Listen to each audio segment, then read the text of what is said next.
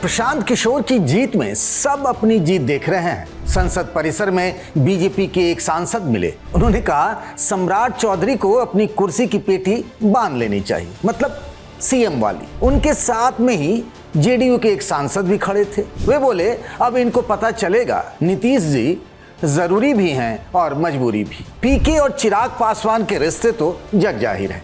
BJP में दिल्ली और पटना का झगड़ा बढ़ गया है। पार्टी की हार पर पटना में बैठक हुई, बात निकल कर आई कैंडिडेट ही कमजोर था। पीके की एक जीत पर एनडीए में क्यों मचा है घमासान, बताएंगे। और आखिर अखिलेश यादव ने पीडीए की परिभाषा ही क्यों बदल दी। पीडी का अर्थ उन्होंने अब पंडित बता दिया है। इस नए नारे से बीजेपी के कट्टर ब्राह्मण वोटर क्या जय अखिलेश करने लगेंगे? राजधानी में इसी की बात। नमस्कार, मैं हूं पंकज झा।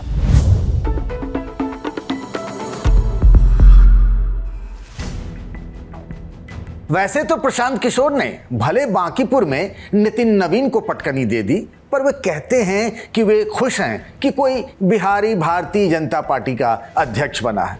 हाँ, तंज भी किया कि अच्छा होगा अगर वे रबर स्टैंप की तरह काम न करें और मजबूत अध्यक्ष के तौर पर फैसले लें। बीजेपी के नितिन नवीन उन्हें कबूल हैं, पर उसी बीजेपी के सम्राट चौधरी उन्हें रत्ती भर भी पसंद नहीं बतौर मुख्यमंत्री। भाई, भाजपा एनडीए की मेजॉरिटी है, अगले 4 बरस रहेगी। एक ही परिवर्तन हो सकता है, वो है उस सरकार के नेतृत्व का परिवर्तन। और उस नेतृत्व के परिवर्तन के लिए हम लोग लड़ाई लड़ रहे हैं। बांकीपुर के लोगों के साथ मिलकर भी ये संदेश देने की कोशिश की है कि मोदी जी, अमित शाह जी, कृपा करके बिहार की भी चिंता कीजिए। बिहार में भी किसी काबिल चरित्रवान व्यक्ति को, पढ़े लिखे व्यक्ति को मुख्यमंत्री बनाइए, ताकि बिहार में शिक्षा, रोजगार, पलायन की बात हो सके। प्रशांत किशोर इसी बहाने बीजेपी के साथ खेल रहे हैं। जीत के बाद प्रशांत किशोर ने 11 अगस्त से बांकीपुर का एक बार फिर से दौरा करने का फैसला किया है। वे इसी बहाने बीजेपी के साथ खेल रहे हैं। वे उस दरार को और बढ़ाना चाहते हैं जिसे बीजेपी में पटना बनाम दिल्ली कहा जा रहा है। मतलब बीजेपी के ही लोग इसे नितिन नवीन वर्सेस सम्राट चौधरी का झगड़ा बताते हैं। बांकीपुर विधानसभा में भारतीय जनता पार्टी की हार पर जो समीक्षा बैठक बुलाई गई, उसका भी तो लबो लिबाब कुल मिलाकर यही रहा। मतलब पटना में बीजेपी के ऑफिस में जो चिंतन मनन सब कुछ हुआ, एक बैठक के बहाने अमृत तो नहीं निकला पर विष ही निकला। बैठक सीएम सम्राट चौधरी ने ही बुलाई थी। पार्टी के बिहार अध्यक्ष संजय सरावगी समेत पटना के सभी बड़े नेता मौजूद रहे। रविशंकर प्रसाद से लेकर रामकृपाल यादव के बूथ पर पीके से बीजेपी पिछड़ गई। परेशानी का सबसे बड़ा कारण यह रहा कि 403 पोलिंग बूथ में से 400 पर तो पीके ही आगे रहे। बैठक में बांकीपुर हार के 4 बड़े कारण बताए गए। पहला, कैंडिडेट कमजोर था। दूसरा, हमारा बूथ मैनेजमेंट खराब रहा। तीसरा, बीजेपी के वोटर्स में मायूसी थी। और चौथा, आरजेडी ने इनडायरेक्टली पीके को सपोर्ट किया। बिहार सरकार में मंत्री रामकृपाल यादव बैठक से बाहर निकले। हार के कारणों में ये सब नहीं बताया, जो कहा वो अमूमन ऐसे मौकों पर नेता कहते ही हैं और बताते भी हैं। निश्चित तौर पर बांकीपुर तो हम लोगों का रहा है, वहाँ की जनता हमारी है। लगातार 30 सालों तक जनता भारतीय जनता पार्टी और एनडीए को अपना समर्थन दिया है, तो उसमें जो कमी रह गई होगी समीक्षा बैठक में जो आई है, उस कमी को हमारे कार्यकर्ता, हमारी पार्टी दूर करेगी। चुनाव से पहले भी प्रशांत किशोर के फोकस में सम्राट चौधरी थी और चुनाव जीतने के बाद भी हैं। उन्हें पंचिंग बैग बनाकर पीके आगे की राजनीति करना चाहते हैं। राजनीति तो अखिलेश यादव भी एक नई करने निकल पड़े हैं। पिछले लोकसभा चुनाव में पीडीए के दम पर उत्तर प्रदेश में बीजेपी को इन्होंने चित कर दिया था। पीडीए का मतलब अमूमन अखिलेश यादव पिछड़ा, दलित और अल्पसंख्यक बताते रहे, पर विधानसभा चुनाव को लेकर उन्होंने अपना ट्रैक थोड़ा बदल लिया है। इन दिनों वे सॉफ्ट हिंदुत्व पर चल रहे हैं। अयोध्या के राम मंदिर में चंदा चोरी का मुद्दा आपको याद होगा, सबसे पहले अखिलेश यादव ने ही उठाया था एक प्रेस कॉन्फ्रेंस करके। अपने गृह जिले इटावा में वो केदारेश्वर मंदिर का निर्माण भी करा रहे हैं और अब उनके फोकस में है ब्राह्मण वोटर। कभी समाजवादी पार्टी के सबसे बड़े ब्राह्मण चेहरा रहे जनेश्वर मिश्र, जिन्हें लोग छोटे लोहिया भी कहते हैं उनकी जयंती अखिलेश उन्हीं के नाम पर बने पार्क में मनाना चाहते थे, भव्य और दिव्य तरीके से। पर परमिशन नहीं मिली तो सारा तामझाम समाजवादी पार्टी के लखनऊ ऑफिस में ही लगा। गंगा जी की वंदना, वेद पाठ, मंत्रोच्चारण, स्वस्ति वाचन, मतलब कुल मिलाकर माहौल ब्राह्मणमय लगे, इसका पूरा प्रबंध था। मंच पर माइक संभालते ही अखिलेश पीडीए की नई परिभाषा लेकर आ गए। लोग पीडीए की बात करते हैं और पीडीए की नई नई परिभाषा बनाते हैं। जब से पीडीए से वो लोग हारे हैं, तब से पीडीए की नई नई परिभाषा बना रहे हैं वो लोग। लेकिन वो लोग भूल गए हैं, पीडीए में पीडी पंडित का ही शुड फॉर्म है। जो लोग पीडीए की परिभाषा समय समय पर दूसरी बनाते हैं,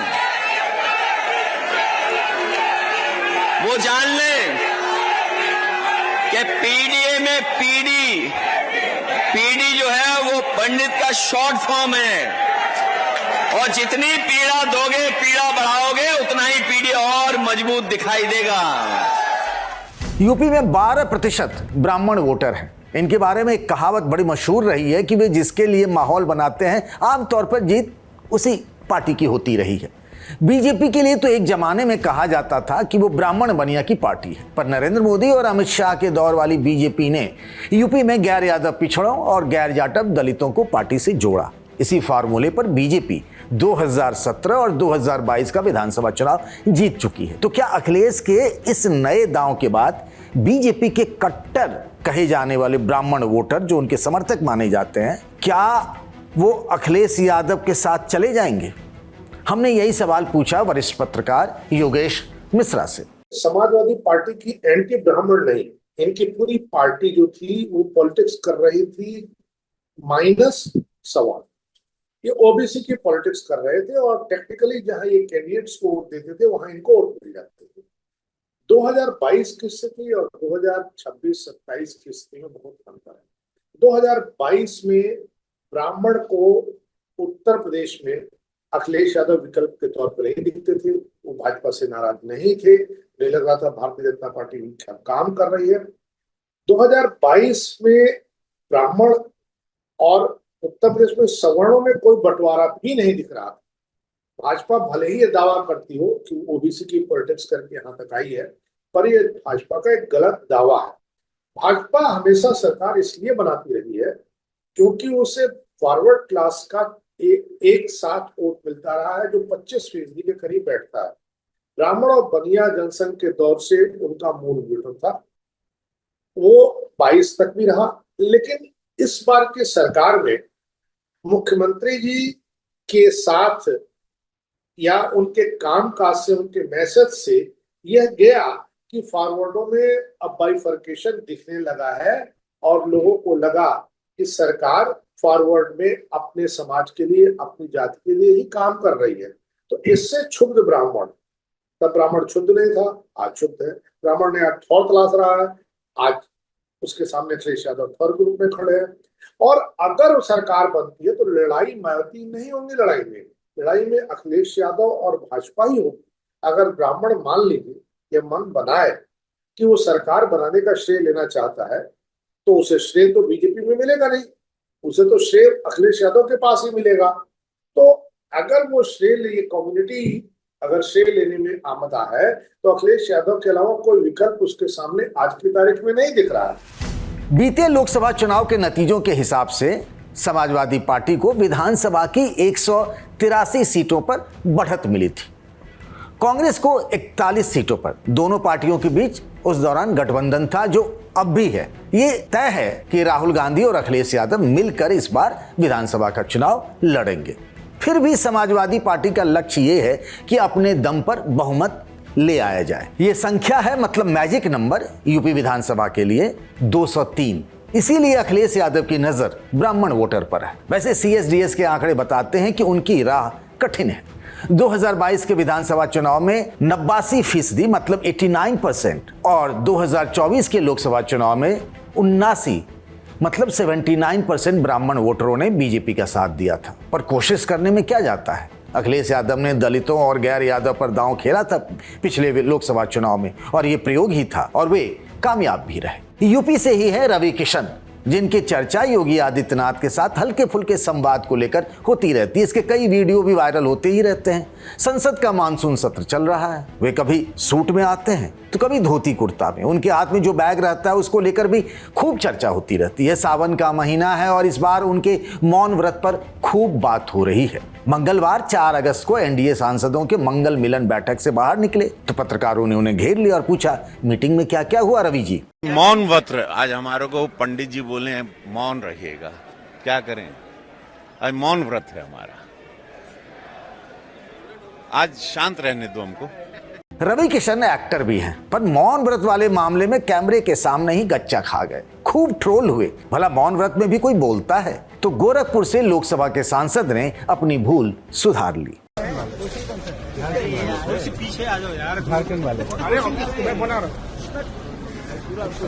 तो आप इस पे ना बोलिए, झारखंड वाले पे तो बोलेंगे ना।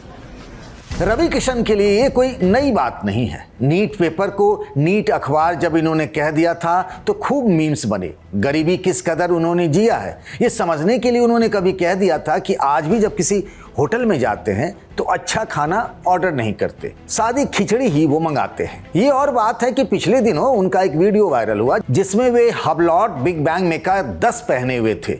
लग्जरी घड़ी है जिसकी कीमत 30 से 35 लाख बताई जाती है। बात रवि किशन के संसद में तोड़े गए मौन व्रत की थी। जब भी संसद का सत्र चल रहा होता है, हर मंगलवार को एनडीए सांसदों की बैठक होती है जिसमें प्रधानमंत्री नरेंद्र मोदी खुद शामिल होते हैं। इसमें आपको एक पंक्ति में मोदी, नड्डा, राजनाथ, अमित शाह से लेकर सहयोगी दलों के सभी बड़े चेहरे जैसे नीतीश कुमार, प्रफुल्ल पटेल से लेकर अनुप्रिया पटेल और चिराग पासवान, जयंत चौधरी सब नजर आ जाते हैं। बैठक क्योंकि मंगलवार को होती है, मोदी सरकार इसे मंगल मिलन कहती है। अब ये मंगल तो तब होगा ना जब सभी सांसद आए। अगर कोई बैठक में नहीं पहुंचा तो कानाफूसी भी शुरू हो जाती है। ममता बनर्जी की पार्टी तृणमूल कांग्रेस से अलग होकर 20 सांसदों ने एक अलग गुट बनाया जो nationalist citizens party of India के बैनर तले एनडीए के साथी बन गए। तो ये मंगल मिलन करने गए, पर जो नहीं गए कहानी उनको लेकर है। मतलब वे 3 सांसद जो लगातार दूसरी बार बैठक से गायब रहे। ये तीनों मुस्लिम हैं, पश्चिम बंगाल से आते हैं, अबू ताहिर खान, खलीलुर रहमान और यूसुफ पठान। तो सुबह पीएम के साथ वाली बैठक में तो ये लोग नहीं आए। थोड़ी देर बाद दिल्ली के हेली रोड पर जो बंग भवन है वहां पर ये तीनों पहुंचे, जहां बंगाल के सीएम शुवेंदु अधिकारी ने एक लंच रखा था। मेन्यू में हिल्सा मछली से लेकर आलू पोस्तो तक था।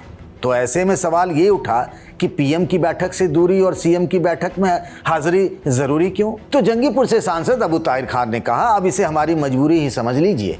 हम एनडीए के साथ तो हैं पर बीजेपी के साथ नहीं दिखना चाहते। साथ होते हुए भी साथ न दिखने की राजनीति भी कमाल की है।